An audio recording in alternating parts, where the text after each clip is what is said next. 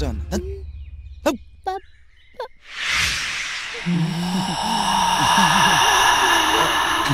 अली मिला चोना बाबू ओ मैं बिट्टू ओली हमार कब बियाह भई आ कब लइका भइला सन एकरा बारे में हमरा कुछ सफाई नहीं के देवे के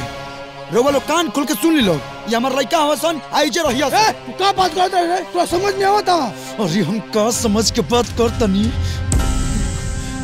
जवन तू लोग नहीं खलुक समझत अरे तू जुत्ता मारम न तरऊ कुछ समझ में आ जाई अरे हमार समाज में नाक कटवा के रख दे लस्सी छोड़ दी बाबूजी छोड़ दी बैठी क्या छोड़ दई ये कमीना से बात मत करी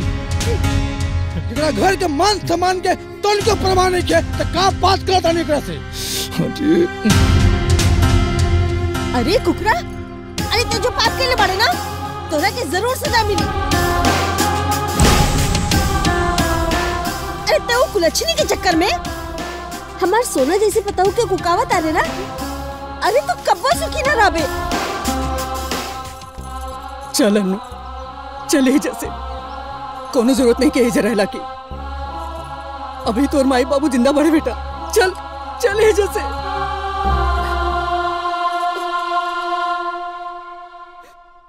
ना माई ना इतना आसानी से हम इनका के छोड़े वाला नहीं खे ब्याह का के आइल बानी भाग के ना इतना आसानी से तो हम छोड़े वाला नहीं खे का भूतनी जी और हाँ एक बात कान खोल के सुन ला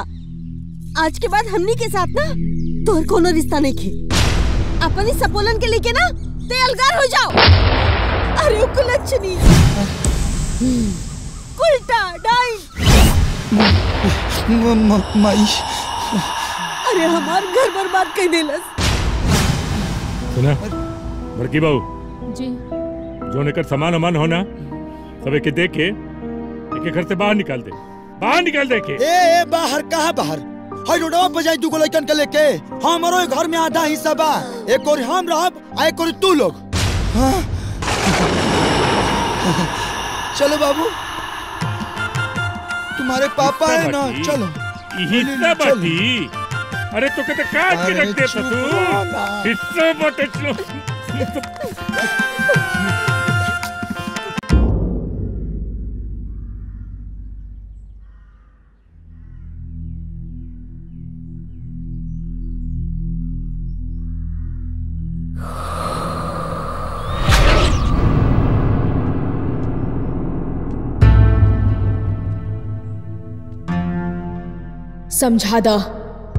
समझा दा अपन माई के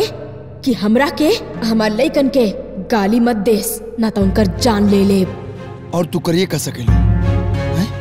अरे जैसे वो तोहार दोनों लड़का हवसन वैसे ही हम अपना माई के बेटा हई अरे गनीमत मनावा कि तू आत्मा हो अगर इंसान रहतू ना तो छोटा लसार के मारित और जोन रह के तेवर दिखाओ तो ना तनी कम करा अरे पूरा घर परिवार के लात गारी ताना सुन के तार लड़कन के ख्याल रखतन कि ना तो तू वादा करा